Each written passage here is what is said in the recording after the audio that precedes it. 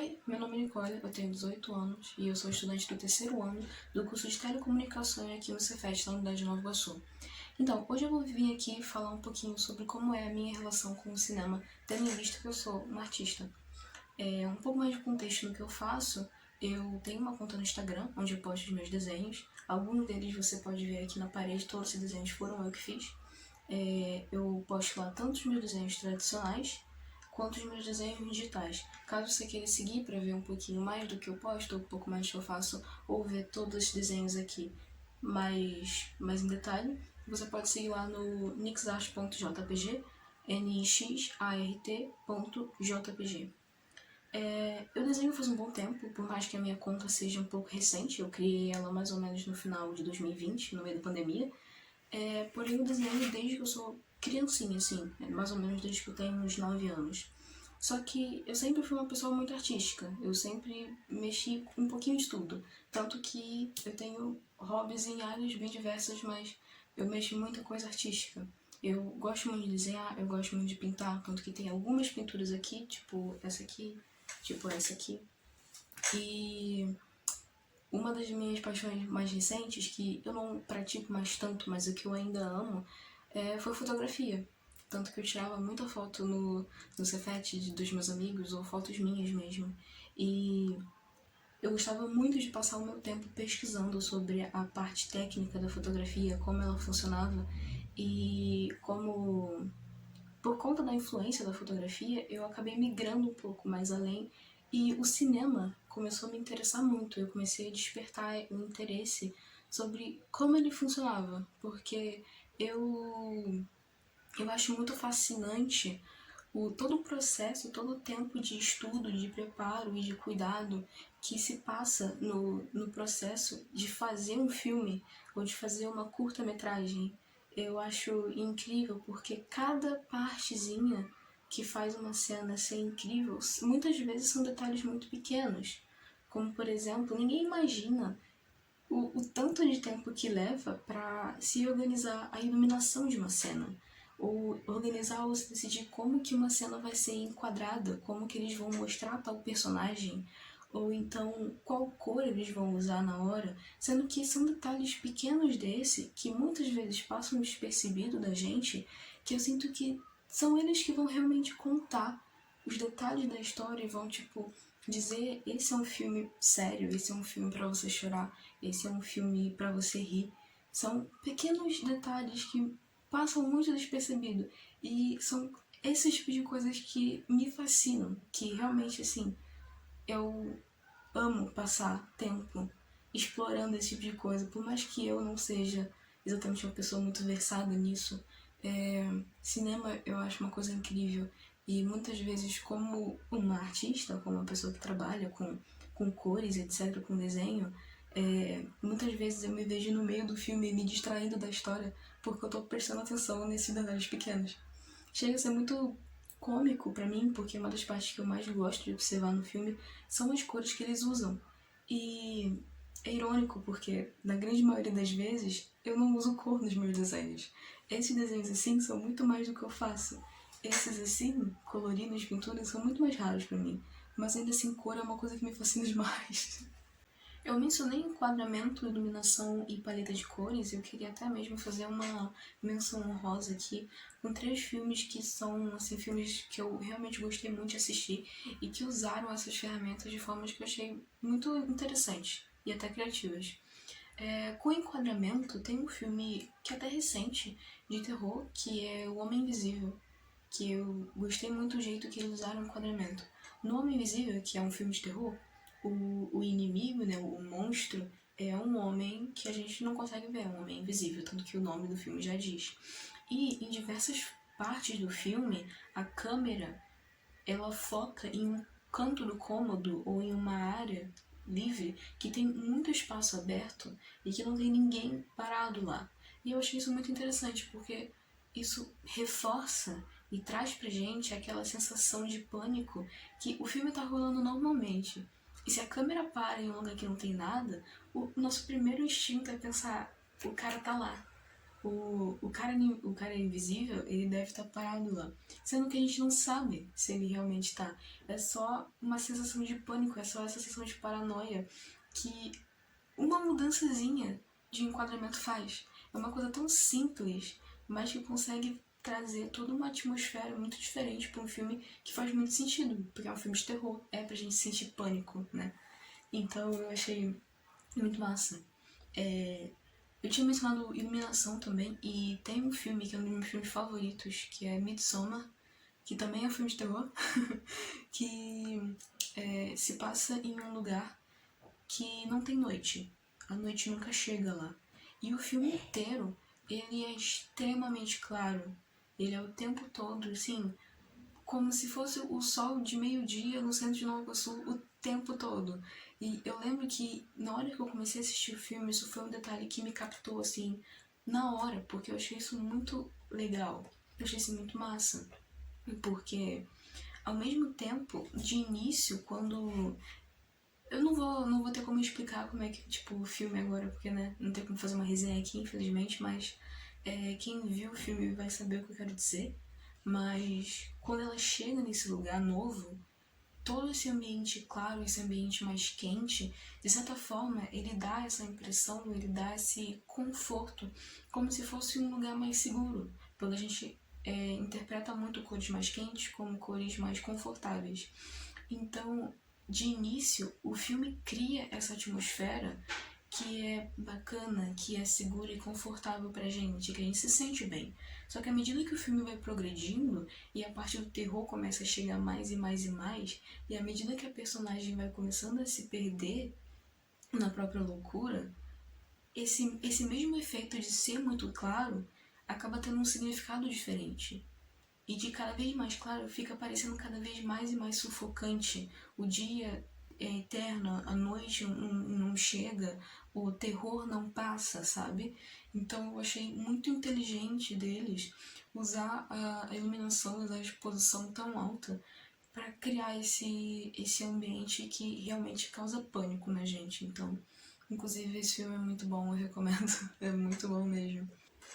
Quanto às cores, eu queria mencionar um filme excepcional que eu revi recentemente, que é um filme chamado Perfect Blue. Nele a gente acompanha a história de uma mulher chamada Mima, que desiste da carreira dela de cantora pop para tentar a carreira de atriz. E aí durante o filme todo, a gente vai ver que tem esse paralelo entre a imagem que o público japonês tinha criado da Mima enquanto ela era cantora, para a imagem e o jeito que a Mima enxerga ela mesma. E o conflito dela tentando entender qual é a verdadeira Mima. Se é a Mima que o público via e que acreditava que era real, ou se era a Mima fora, né, do trabalho, a Mima do jeito que ela se enxergava. E aí, o jeito que eles usam a paleta de cores acaba reforçando esse contraste, essa diferença. E eu achei isso muito criativo.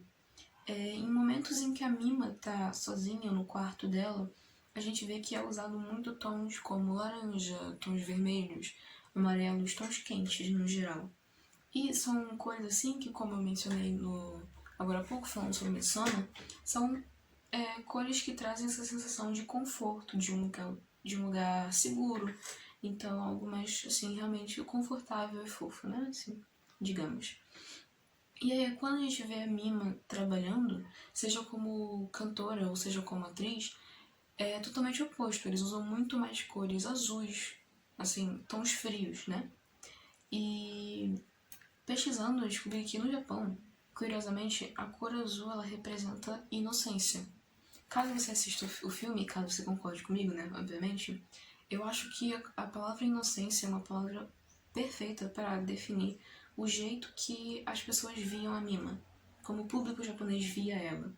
Tinha muito essa imagem da Mima como sendo uma cantora pura e inocente, e quando ela vai para a carreira de atriz, as coisas meio que começam a mudar. E, ainda assim, tendo mais um contraste no significado das cores, o azul não só pode significar inocência, mas ele também pode significar melancolia ou tristeza, depressão, etc. Então, ainda aí vai ter uma terceira contradição, não. Um terceiro contraste, que vai ser entre o jeito que as pessoas enxergam, como ela tendo uma imagem perfeita, pura, imaculada, e a verdadeira Mima, que na real tá tendo que se refugiar dentro do quarto dela para poder lidar com a própria tristeza, para poder lidar com os próprios problemas, entendeu? E um outro ponto também que eu achei bacana é que à medida que o filme vai passando e à medida que a Mima vai ficando cada vez mais confusa e cada vez mais se perdendo entre a imagem dela de verdade e a imagem que outras pessoas criam e tentando descobrir quem realmente é a Mima, a gente pode perceber que o filme usa cada vez mais tons laranjas e tons vermelhos, só que dessa vez muito mais saturados. E cria um efeito que é até parecido com o que eu mencionei no Midsommar. De primeira, a gente vê, por exemplo, o quarto dela, laranja, amarelo, vermelho, como uma coisa muito segura, uma coisa muito confortável. Só que quando eles pegam essas cores e colocam eles muito mais intensos, muito mais saturados, ele começa a ter o efeito oposto, começa a ficar cada vez mais sufocado, cada vez mais desconfortável. E isso representa muito o estado da mente da Mima no momento, entendeu? Porque ela tá ficando cada vez mais desconfortável. Não só no quarto dela, mas também dentro do corpo dela, entendeu? Porque ela tá, tipo, questionando a identidade dela, entendeu? Então as cores no Perfect Blue, eu gosto muito do jeito que eles escolhem as cores porque acabam representando e expressando muito o que a Mima tá sentindo sem precisar usar palavras, entendeu? E eu acho isso muito massa. O último filme que eu acabei de mencionar, que é o Perfect Blue, ele é um filme de animação japonês, que é uma categoria de filme que eu costumo consumir bastante, porque além de eu ser uma pessoa que só gosta de anime, também são filmes que me inspiram muito, porque eu acho incrível a riqueza de detalhes que eles conseguem colocar nas animações e o jeito como as cores e as expressões que eles desenham conseguem sempre trazer uma sensação muito familiar, sabe? O estúdio Ghibli, que é um estúdio bastante famoso pelas animações dele, como Meu Amigo Totoro, A Viagem de Chihiro, que são bem famosos, que eu também gosto, uma das coisas que eu mais admiro, assim, nos filmes deles é que às vezes o filme é completamente fantasioso, tipo, não tem um elemento da realidade, não parece com nada que a gente vê por aqui. Mas ainda assim, quando você tá assistindo o filme, você tá conhecendo os personagens, sempre tem alguma coisa, algum detalhezinho, alguma movimentação, uma expressão, uma cor, um ambiente que sempre traz uma sensação de familiaridade, sabe? Que faz com que a gente consiga se conectar, que faz com que a gente consiga se identificar. E eu acho isso uma habilidade, assim, muito poderosa e algo que eu invejo um pouquinho. Inclusive, o Estúdio Ghibli, sendo bem sincero, é tipo um dos grandes pilares por qual eu tenho muita vontade de iniciar e aprender animação algum dia. Eu só não comecei porque é muito difícil e eu não tenho tanta paciência, mas eu acho muito massa. Além do âmbito criativo, também tiveram outros filmes que me influenciaram muito no âmbito pessoal mesmo. Um deles que eu não conseguiria não mencionar quando se fala sobre filmes são os filmes do Evangelion, Neon Genesis Evangelion, que caso você assista anime, você provavelmente já ouviu falar dele, já que ele é um clássico, né? Mas realmente são filmes muito bons, não tem como eu não falar. Eles foram realmente incríveis e mudaram completamente a minha vida e mexeram muito como eu me enxergo como indivíduo e também como eu lido com os meus próprios problemas. Então, são filmes que eu recomendo muito, marcaram muito a minha vida e provavelmente vão te marcar também. Ele chega a ter certo uma fama de ser difícil de entender, mas na real não é tanto assim não. Só tentar um pouquinho, você consegue. Perfect Blue mesmo, que eu já mencionei várias vezes aqui, foi um vídeo que também mexeu bastante com a minha cabeça, porque ele é muito interessante. Ele fala muito sobre o psicológico, né? Sobre, tipo, imagem, tanto como você se enxerga, quanto como as outras pessoas te enxergam, como falar sobre, tipo, imagem pública, artistas, etc. Então é um filme que, assim, é bastante pesado, mas vale totalmente a pena assistir. Vale muito a pena mesmo, são muito bons. Todos os filmes que eu mencionei aqui, na real, são filmes que eu amo e que eu recomendo muito assistir, porque todos têm alguma mensagem que, assim, é muito massa, sabe? Então, é basicamente isso que eu teria pra falar hoje. Se eu pudesse, eu ia falar por 5 horas, mas eu não vou. Então, espero que vocês tenham gostado. Caso vocês já tenham assistido alguns dos filmes que eu mencionei aqui hoje, Comenta aí qual foi, comenta aí se vocês gostaram do filme, se vocês compartilham de opiniões como eu. Se vocês já viram O Homem Invisível, Midsommar e Perfect Blue, me fala se você também já tinha percebido esses detalhes que eu mencionei, ou se essa foi a primeira vez que você realmente parou para pensar nesses detalhes, porque muitas vezes isso realmente passa despercebido. Mas enfim, me segue no Instagram para ver mais desenhos, promoção, e é isso. Bye bye.